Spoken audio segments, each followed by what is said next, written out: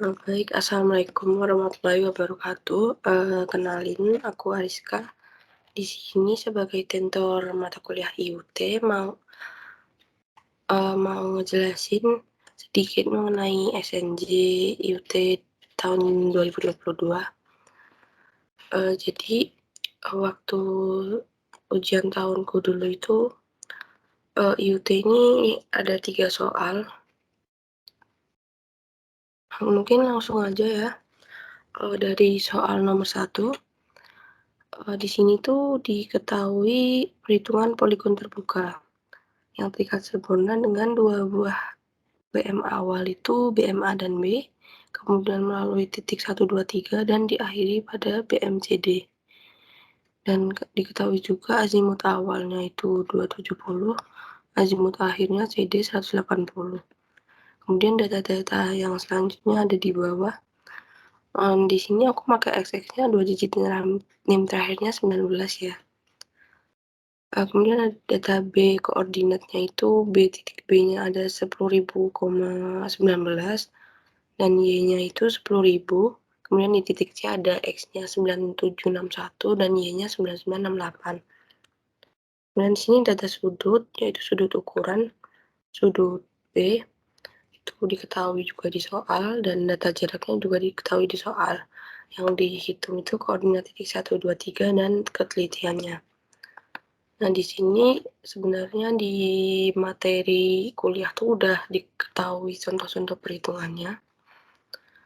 Nah, untuk soal ini tuh kebetulan gambarnya tuh sama kayak yang di PPT, sama banget. Jadi mungkin mulai aja, mungkin bedanya kita nanti nggak hitung ini karena di soal itu ininya udah diketahui langsung. Jadi langsung aja ke yang tahap 2. Nah, di sini yang aku kuningin ini maksudnya udah diketahui di soalnya, jadi kita langsung aja. Di sini tahap yang pertama itu ngitung ininya dulu, jumlahnya sudut ukurannya. Biar gampang itu kalian bikin ke derajat semua dulu aja. Nah, kalau udah kita masuk ke syarat sudut. Syarat sudut diketahui azimut awal tadi 270 kan, dan 270, azimut akhir 180, N-nya kita di sini ada 1, 2, 3, 4, 5 kan. Jadi dimasukin N5. Sudut ukuran ini 809,589. Desimalnya itu derajatnya 809,9691,667.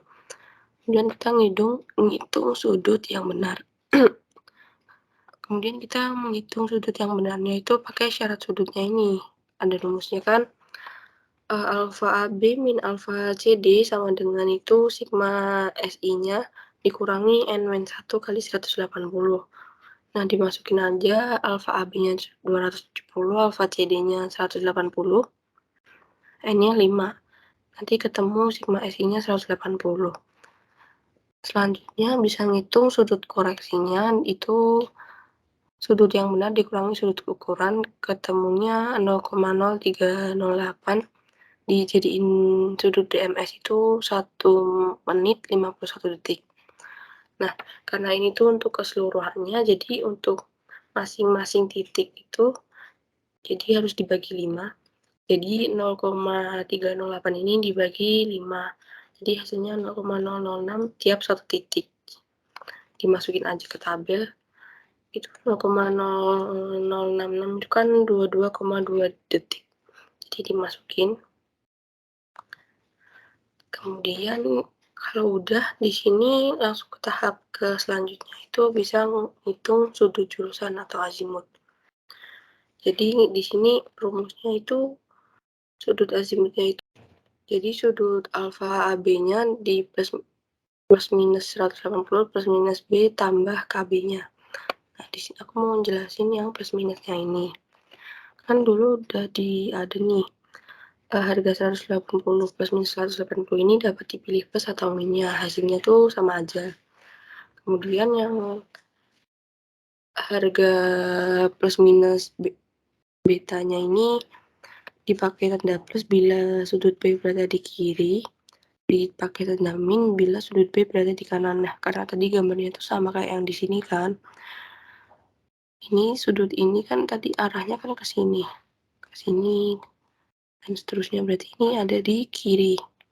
Nanti kalau di kiri ini pakainya yang plus. Lanjut, berarti ini nanti aku ini pakainya minus biar nggak usah dikurang-kurang 360 lagi. Di sini aku pakai plus. Dan dimasukin aja. Dimasukin ke nih. Bentar. Dimasukin aja di sini. Itu J4-nya 270 dikurangi 180 ditambah betanya 124,42. Terus ditambahin KB-nya. Di sini kan masih detik, jadi harus dibagi 3600. Di hasilnya 214,42 dimasukin. Dan seterusnya dapat yang ini kan. Terus lanjut ke tahap selanjutnya itu ngitung D sin alfa sama D cos. Bisa langsung dihitung karena jaraknya udah diketahui di soal kan. Nah, jadi ngitung D sin alfa sama D cos alfa. Terus nanti juga dijumlahin, jangan lupa totalannya. Kemudian ngitung tahap selanjutnya itu ngitung KXKY. Nah di sini kita harus ngitung syarat jarak dulu. Di sini udah diketahui rumusnya, tinggal masukin aja. Yang pertama XB min XC, XB-nya tadi sudah ketahui 100 ini 10.190 sama XC-nya yang ini 9761. Nah hasilnya itu 939,19. 939,19 sigma D sin alfanya itu di sini sigma D sin alfa kan 239,2368. Nah, KX-nya itu selisih dari kan karena ini nggak sama jadi selisihnya itu KX-nya. Jadi ketemu 0,0468. Terus yang rumus satunya itu juga sama. Tadi YBYC ini kurang ini hasilnya 32 sama sigma D cos alfanya 319864. Nah, karena nggak sama juga selisihnya itu berarti masuknya KY. Nah, ini kan untuk semuanya. Jadi kalau setiap bagian itu nggak langsung dimasukin dibagi 4, tapi pakai rumus yang ini. D per sigma D kali KX. Nah, kalau KX yang ini kan berarti D-nya 75,80 dibagi 31,99 dikali KX. 0,0468. Nah, nanti jadinya ini 0,011. Nah, yang selanjutnya juga sama pakai rumus ini. KY-nya juga sama, dikalinya pakai yang minus 0,0136. Ketemunya ini semua. Nah, kemudian kalau udah semuanya tinggal ngitung koordinat titik 1, 2, 3. Caranya itu pakai rumus yang ini. Jadi yang ini tuh tinggal 10.000,19 ditambahin desin alfanya minus 42,8552 ditambah KX-nya. Ketemunya ini. Dan seterusnya sampai nanti hasil kesininya itu harus sama 9761. Nah, itu artinya kalian hitungannya udah bener. Kemudian yang Y juga sama. YA 10.000 ditambah D cos min 62,5226 ditambah min 0,003. Hasilnya ini dan seterusnya sampai hasilnya harus sama 9968. Nah, kemudian tinggal ngitung ketelitiannya. Di sini rumusnya udah diketahui juga 1 banding sigma D per akar KX kuadrat KY kuadrat, tinggal dimasukin, hasilnya ketemu 1 banding 6400. Nah, yang soal 1 udah gitu aja. Lanjut mungkin ke soal 2. Soal 2 ini materi teodolit. Dengan yang diketahui itu tinggi titik P1 201, P2 201,25 dan tinggi alat 1520. Kita harus ngitung jarak datar, beda tinggi sama elevasi tingginya. Nah, ini tinggal kopas juga. tabelnya, dimasukin, terus ngitung jarak datar. Jarak datar itu rumusnya ada di PPT.